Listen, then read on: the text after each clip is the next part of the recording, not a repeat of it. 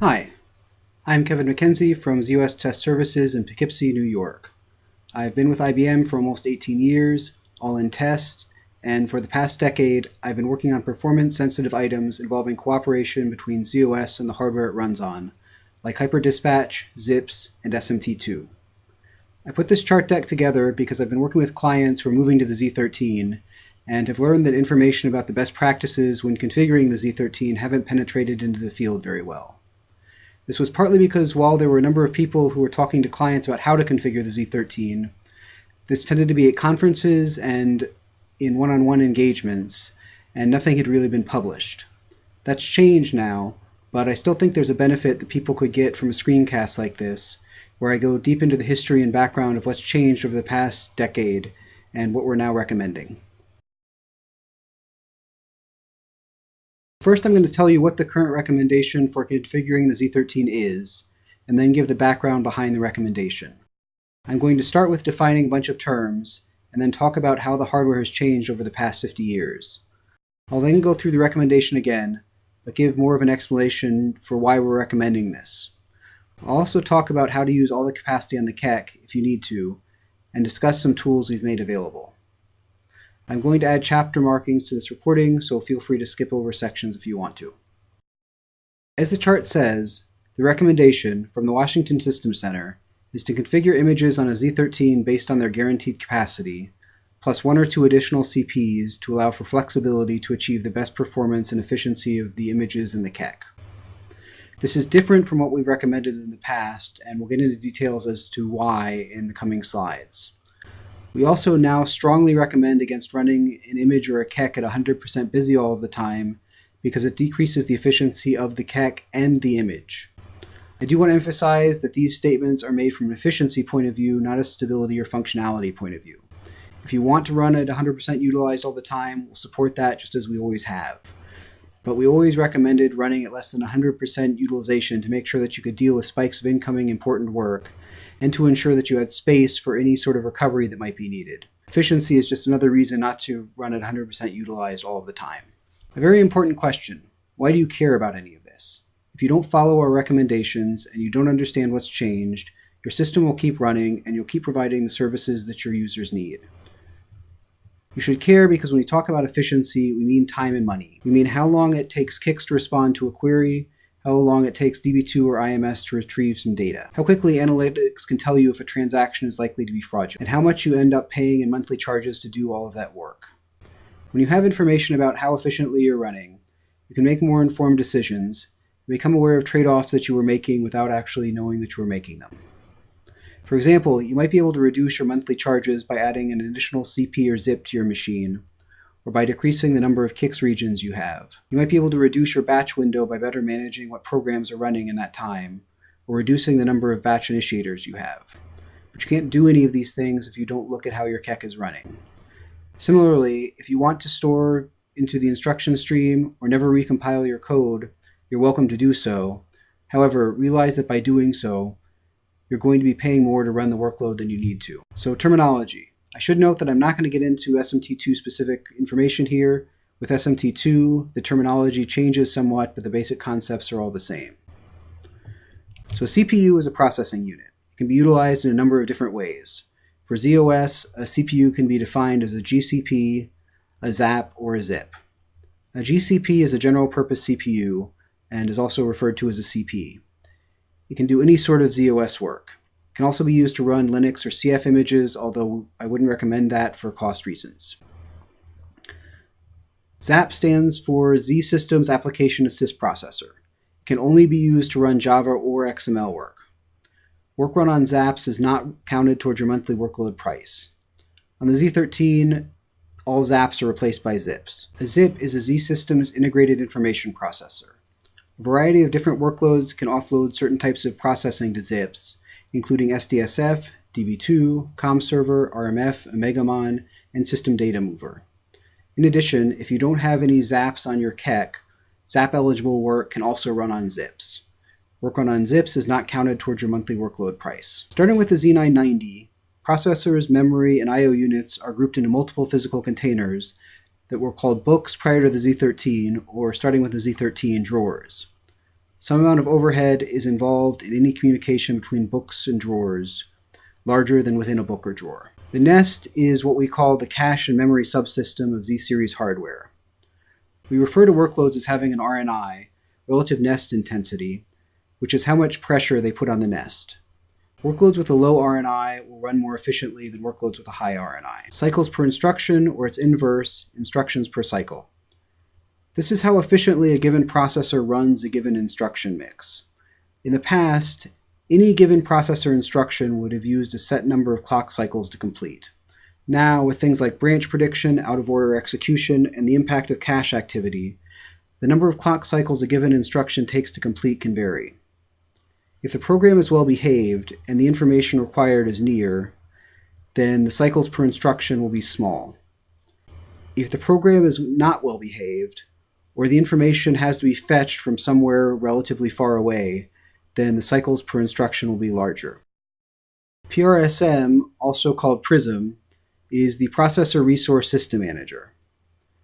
This was the original Z-series hypervisor, and it allows CPU and I/O to be shared between multiple virtual images on a single KEK. Physical CPUs are a CPU that actually exists on the KEK. Access to physical CPUs is managed by PRISM. Logical CPUs are CPUs that are defined to a ZOS image.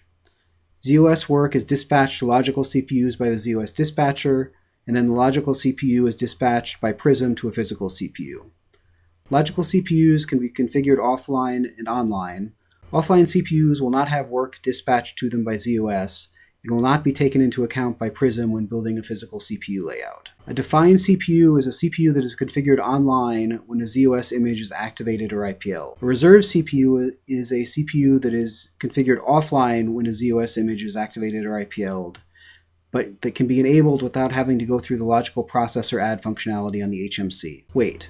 The weight of an LPAR controls how much of the physical CPU resource in a KEK an LPAR is guaranteed access to. This leads to the processor entitlement, which is the number of processors or fractional processors that an LPAR is guaranteed access to. For any given LPAR, its processor entitlement is the weight of that LPAR divided by the sum of the weight of all the LPARs on the KEK times the number of processors of that type enabled on the KEK. There's a different processor entitlement for every type of CPU that is being used by an LPAR, so CPs, zips, and zaps will each have their own processor entitlement number. Polarization. This is a hyper-dispatch term, and at the ZOS level, a logical CPU has either a high, medium, or low polarization. On the Z13, a highly polarized CPU is a CPU that is mapped directly to a specific physical core, which it has guaranteed use of. A medium polarized CPU is a logical CPU that is mapped to a specific chip and that has partial guaranteed use of a CPU equivalent.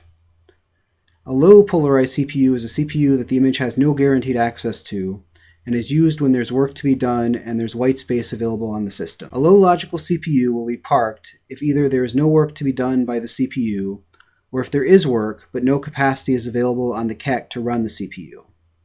Parked CPUs will sometimes still need to be dispatched for certain types of system activity, even if there is no capacity available. A low logical CPU will be unparked if there's work available to be done by the CPU, and there's available capacity on the KEK to do the work. Whitespace is unutilized CPU capacity on the KEK, so it is CPU capacity that some image is entitled to but is not using. Hard capping. This is set in the activation profile and enforced by PRISM. A hard cap is a limit on CPU usage that PRISM will not allow the LPAR to go over, even if there is capacity available on the KEK. There are two different types of hard caps, initial capping and absolute capping. When initial capping is enabled, the LPAR is not allowed to use more processor capacity than it is entitled to by its weight. In other words, it can't unpark any low CPUs that are defined, and it can't use white space. Absolute capping is specified in terms of processor capacity, in fractions of 1% of a processor, and the LPAR is not allowed to use any resource above that cap. Soft capping is also known as defined capacity. This is set at the KEK level and enforced by WLM and PRISM working together. This ensures that the 4-hour rolling average, which is what most billing is based on, does not go above a specified number of workload manager units. This allows an image to respond to intermittent workload spikes without increasing the software bill. The processor capacity index is a number produced by IBM LSPR to allow comparison of one Z-series machine generation and configuration to other machine generations and other configurations. Processor capacity index is a dimensionless term. We do provide information on the processor speed and IOs per second and so on of any given machine generation, but those numbers don't really capture how well a system runs. If you have a very fast processor but a very slow IO subsystem, or very bad cache management, or some other hardware design limit, then you aren't going to get the same performance and throughput that you could get from a machine with a slower CPU, with a better performing IO subsystem or cache infrastructure or whatever. When IBM designed Z-series hardware, we designed the entire system in a way to provide the best overall system performance, and we feel that the PCI captures this better than a measurement of individual parts of the system. So now we're going to go through some history. In 1964, the first IBM 360 was introduced. This was using a technology known as bipolar, which is different from the technology that we use today known as CMOS. In 1965, Moore's law was first stated. Moore's law is that every 18 months, the number of transistors in a chip doubles. This is often interpreted to mean that every 18 months, the speed of a CPU will double. And for software, this was great. It meant that every 18 months, we could release new hardware that could do more work faster than the prior generation of machine, and the software would just get all of that benefit for free. In 1974, we introduced simultaneous multiprocessing. This was the first machine with two physical processors, which was usable by a single OS 360 instance. Adding the second processor did not double the capacity of the machine, as now OS 360 had to manage access to system resources in a way it didn't have to before, to make sure that all the hardware had the same view of the world. For example, if one CPU makes a change to something in memory, and the other CPU happens to have that memory in its CPU cache, you have to invalidate that cache data. So there's some amount of overhead introduced that we didn't see when the chips just got faster. And it's even worse when you go from 2 chips to 3, and at some point, when you add more and more processors, you can actually see a performance degradation due to adding those additional processors, as the overhead and coordination outweighs any capacity advantage you might see. Ever since then, at both the KEC and operating system level, we've been working to decrease the overhead that adding additional resources causes the system, and we're doing our best to make the relationship between the number of processors you have and the capacity available to you linear. In z/OS, we're currently roughly linear in our performance up to 64 logical CPUs, which has taken a lot of work and performance tuning. In 1988, Prism allowed multiple z/OS images on a single KEC. This was great from a resiliency point of view, and from a resource sharing point of view. But just like adding an additional physical processor, there's overhead involved with Prism managing access to the physical system resources, which we refer to as LPAR overhead. And just as with physical CPUs, the more resources that Prism has to manage, the higher the LPAR overhead is. After the introduction of Prism, a rule of thumb developed to have no more than 2 logical CPs for each physical CP to minimize the amount of LPAR overhead. In 1994, the IBM 9672 was introduced. This was the first CMOS machine. As I mentioned above, up until then, mainframe hardware used bipolar technology. CMOS technology was actually slower than bipolar technology, but it also was a lot cooler, meaning that it gave you more room for growth. So while it's been a while, we've had to go through transitions like the one we're going through now in the past, although that one was much different in that it took us 4 years to release KECs using the new technology that had a greater capacity than the bipolar KECs did. Now, each generation of hardware does offer a much greater capacity than prior generations, but you have to pay more attention to your hardware layout than you used to. In the year 2000, WLM Various CPU Management was introduced. Once enabled, WLM will automatically configure logical CPs offline, either when there's no work for them to do, or when there isn't capacity available on the KEC for them to use. It does this based on the amount of LPAR overhead it projects that having an additional CP online will cause versus the amount of work that it thinks it would be able to do with that additional CPU. Once WLM Various CPU Management was introduced, system programmers felt that it was okay to have as many logical CPs as you wanted because WLM would manage them for you. It would make sure that there wasn't an excess of logical processors running at any given time, which would lead to a large amount of LPAR overhead. Also in the 2000s, people started talking about the end of Moore's law.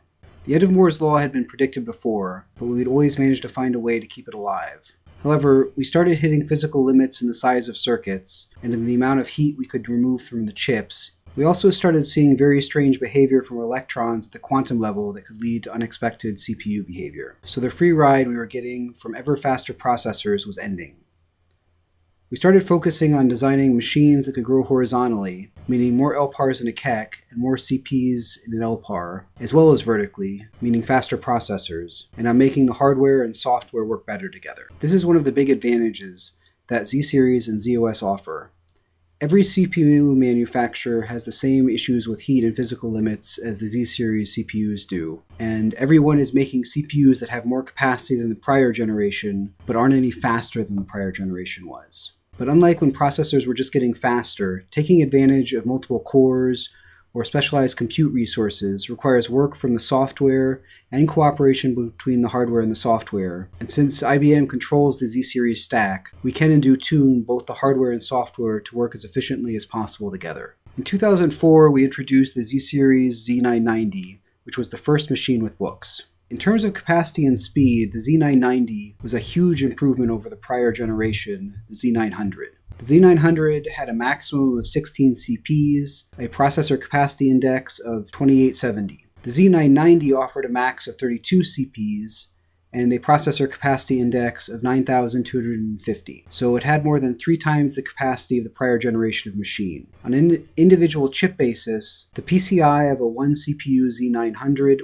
was 261, and the PCI of a 1 CPU Z990 was 413. So on a per chip basis, there was close to a 60% performance improvement. The trade-off, however, was that you no longer had all the CPUs in the KEK being the same distance from memory. A CPU in a given book could access memory within that book faster than it could access memory in a different book. In 2008, we introduced the Z-Series Z10, and with it HyperDispatch. As I said before, we own the hardware and software stack, and we realized we could offer clients more performance if we optimized the dispatching behavior of ZOS to cooperate better with the hardware. So let me explain what changed and why this matters to our recommendation for how the Z13 is configured. So why did we introduce HyperDispatch? It goes back to Moore's law, because while everything attached to a KEK has gotten faster, processors have gotten faster than memory has gotten faster. So relatively speaking, memory has gotten slower, and having to retrieve data from memory has become more painful. So in the 1970s, the IBM 3168-3 had an 80 nanosecond machine cycle time. The Z13 has a 200 picosecond cycle time. The Z13 CPU is 400 times faster than the 3168-3 CPU. Memory speeds, while they've gotten faster, have not improved as much as CPU speeds. So for the 3168-3, the worst case access time for memory was 480 nanoseconds, which was 6 machine cycles. For the Z13, the worst case memory access time is about 120 nanoseconds for local drawer, which is about 1,000 machine cycles. So memory has improved, but it's only about 4 times faster from the 3168-3 to the Z13. So while they've both gotten faster, relatively speaking, memory access is 100 times more costly than it used to be. So in order to deal with this, we've added cache memory much closer to the processor that is much faster to access than regular memory. The trade-off is that sharing memory at that level is much more difficult, and due to size constraints, you can't have a very large cache. So this is a high-level picture of what the cache subsystem looked like on the Z10. You have the processors, each of which have a small but very fast level 1 cache, and then a larger but slower level 1.5 cache. You then have a level 2 cache that is shared between all of the CPUs in the book. That level 2 cache is connected to the level 2 cache in the other books, so if a CPU needs something that's cached in a different book, it can go get it without having to go to memory. So for optimal system performance, you want to reduce the number of times a processor has to go to level 2 cache and minimize the number of times it has to go get cache data from a different book. This is where HyperDispatch came in. So for illustration purposes, we will follow an example through this presentation where a Z system has 8 physical CPUs. On the Z system, there are 2 LPARs running where each LPAR has 8 logical processors, each with the same weight. So looking at this diagram, purple and reddish horizontal rectangles are physical processors. The green and blue horizontal rectangles are logical processors. So prior to HyperDispatch, with equal weights, in this example, each LPAR is entitled to 50% of each processor, and if it isn't using its 50% share of a processor, then Prism will allow the other LPAR to consume the unused capacity. If you change the weights slightly, so that one of the LPARs is entitled to 55% of the KEX capacity, then the LPARs will still be sharing all the CPUs, but one of the LPARs will have more access to the CPU than the other LPAR, based on the relative weights. Prism is still going to make sure that each LPAR has time on the CPU based on the weight that it's entitled to. Next, let's look at how ZOS dispatching works. ZOS units of work that are ready to be dispatched are kept in what we call WUCs, work unit queues. Without hyperdispatch, there are up to 3 WUCs, one for zip work, one for zap work, and one for CP work. Each WUC contains a queue of work units ready to be dispatched by a zap, zip, or CP. Since every zip, zap, and CP are pulling work off of their respective WUC, any work unit can be dispatched to any logical processor of the appropriate type. As before, the green and blue horizontal rectangles are logical processors. The purple and reddish horizontal rectangles are physical processors. The gray and yellow vertical rectangles are ZOS dispatchable units. With ZOS and Z-series, you have 2 levels of dispatching that happens. ZOS dispatches work units to logical processors, and Prism dispatches logical processors to physical processors. In VCM equals no, meaning without hyperdispatch, each ZOS image is entitled to a percentage of each processor based on its weight relative to the weight of all the images on the KEK. So in this example, each ZOS image is entitled to half of each CPU. So when Prism dispatches logical CPUs to physical CPUs, they can end up on any physical processor. And when ZOS dispatches units of work to logical processors, any unit of work can go to any logical processor. So from one dispatch to the next, it's basically random where any given ZOS unit of work will end up. So level 1 cache and level 2 cache hits are not optimized, which reduces the overall throughput of the system. Going back to our cache layout diagram, this behavior is a problem. A unit of work can end up anywhere from one dispatch to the next. The more physical processors you have, the less chance there is of a unit of work ending up close to where it was before. So chances are very good that before the work can actually start running, it has to fetch its data from the level 2 cache, possibly from another book. This takes time. So what changes with hyperdispatch? We go from splitting up the processing capacity of each processor, and instead split up the capacity of the KEK as a whole.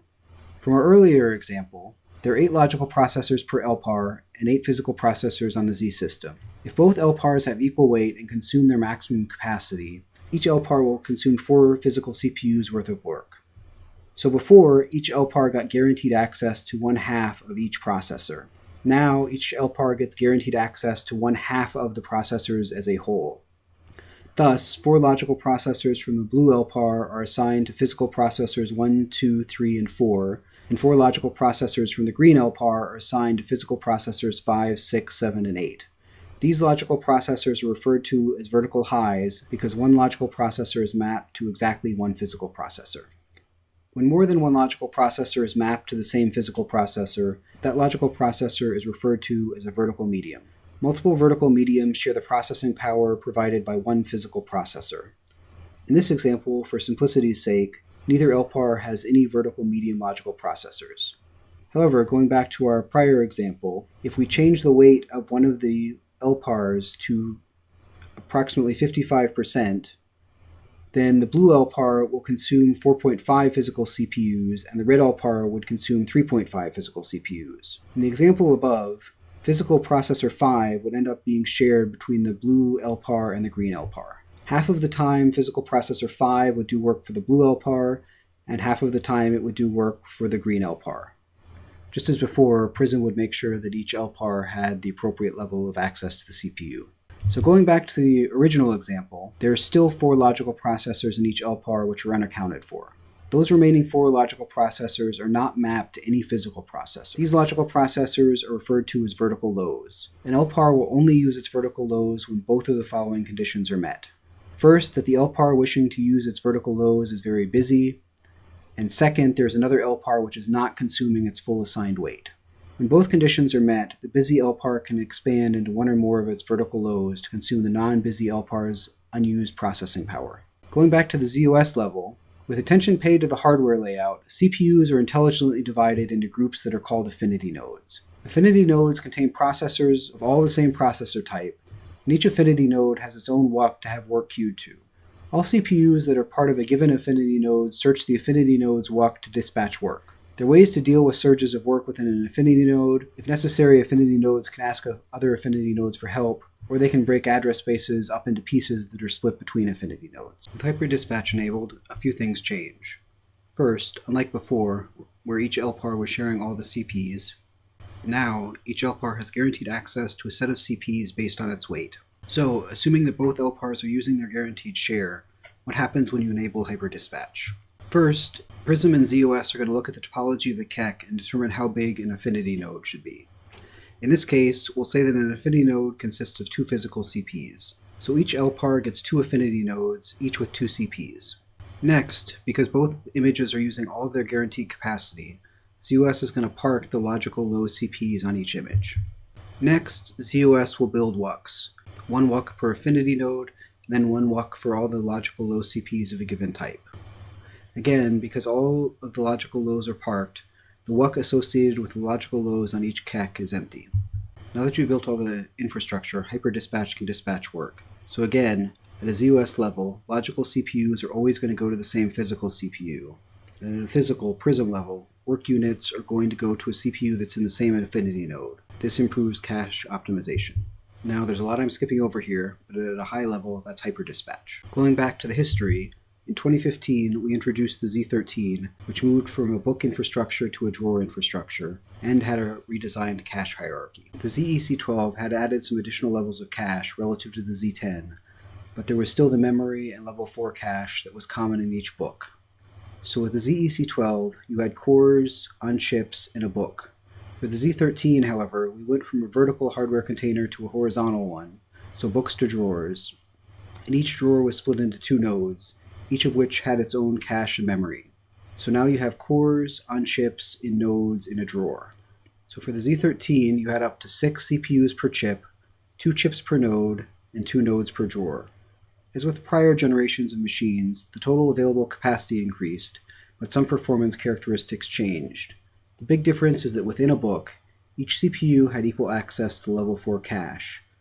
With a drawer configuration, the level 4 cache and the memory is split between the two nodes, and the access time to cache in a different node is larger than the access time to cache in the same node.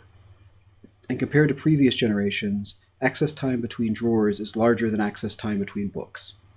So what did we do to address these changes? First, we updated hyperdispatch to be aware of the new topology, so it tries to respect both chip and node boundaries when building affinity nodes.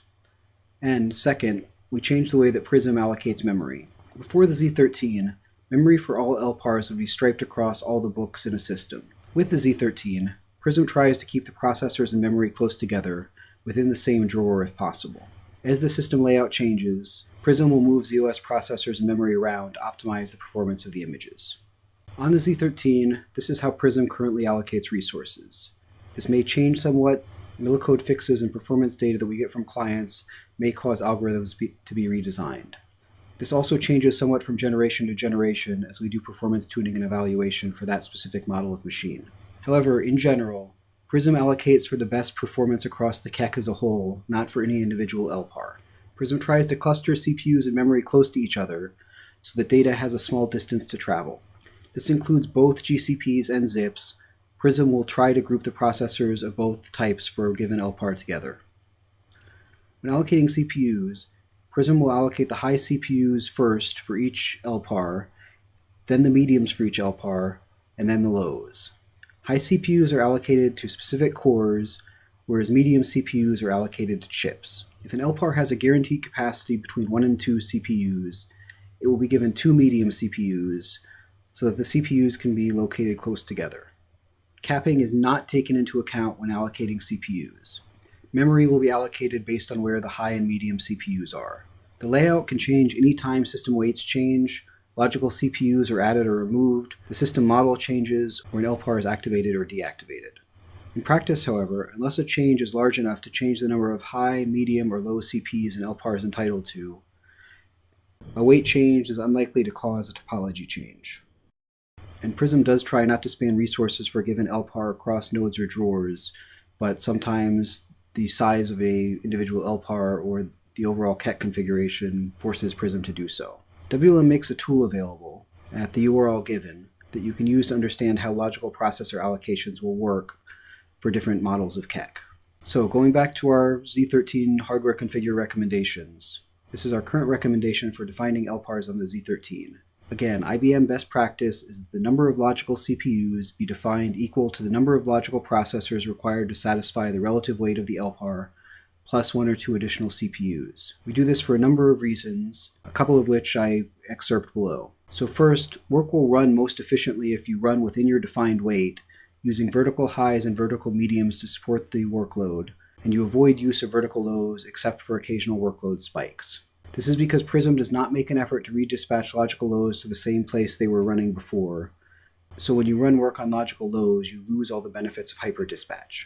The LPAR time slice is sensitive to the number of logical CPs, and having more logical processors may define your time slice to a smaller interval for your vertical medium and vertical low logical processors, which will lead to more LPAR overhead. The LPAR time slice is the amount of time a logical processor is dispatched to a physical processor before another logical processor gets its turn. When you have a lot of unused logical processors, any medium or low logical processors that do get dispatched will be kicked off the processor they're running on more quickly, even though it might be better for them to run longer. System resources are consumed for each logical processor. Additional logical processors can cause impacts to be seen in SVC dumping, SMS70 record length, CPU-MF function response time, command response time, and other system functions. Again, as I mentioned earlier, for certain system functions, logical low processors have to be involved. And so this means if you have a lot of logical low processors, whatever the system function is that's trying to complete, it's going to take longer because the system has to find room to run all of those logical low processors. And if the KEK is very busy, there's not going to be very much room for it to run on. Having fewer logical CPUs makes it much easier for Prism to build a CPU topology. The more resources that Prism has to juggle, the harder it is for Prism to build the most efficient topology available for the KEK. And finally, having fewer logical CPs makes it easier to understand the LPAR busy value, both for your operators and for automation. The LPAR busy value is calculated at the ZOS level based on the potential logical processor utilization. So if you have a lot of logical processors, it will appear that for that LPAR, you have plenty of free capacity, even though the KEK may be 100% utilized. There's no actual capacity for that LPAR to use. And this can confuse both operators and sometimes automation if the automation isn't well designed. If you aren't following these best practices currently, before switching to them, you will need to do a capacity planning exercise and make sure that you aren't underweighting LPARs relative to their consumption. Before hyperdispatch, the weight of an LPAR was a statement partly of its importance and partly of its guaranteed capacity. With hyperdispatch, the weight is a statement about how much capacity that LPAR is entitled to use. And if you haven't been doing capacity planning for several releases of hardware now, it's entirely possible that the amount of capacity that an LPAR needs is much larger or smaller than the amount of capacity it's actually entitled to. We do understand that sometimes systems do need to use all the white space available, meaning that you do have a lot of logical low processors. This is often true of test systems, for example. So for systems that sometimes need access to a large amount of CPU capacity relative to what they're entitled to based on their weight, on that LPAR, we suggest defining the excess number of CPUs reserved and using automation to configure the CPUs off and on as circumstances require. Do not leave them online where other systems are expected to be using their guaranteed capacity. If you're running in ProcView core mode, or you have certain service installed, you can see whether or not ZOS has been unparking processors using the d_m=core command. If ZOS is not unparking processors, this means that either there isn't work to be done on those processors, or there isn't capacity available on the KEK to do any additional work. So by having those extra logical processors defined, you're really just making it harder for Prism to build an efficient LPAR topology and causing there to be LPAR overhead where there doesn't need to be LPAR overhead. If you're going to enforce CPU allocations via capping, do not leave CPUs online in excess of the number of CPUs the cap allows for. You will not be able to use these excess CPUs, and again, they'll cause overhead at the ZOS and Prism level.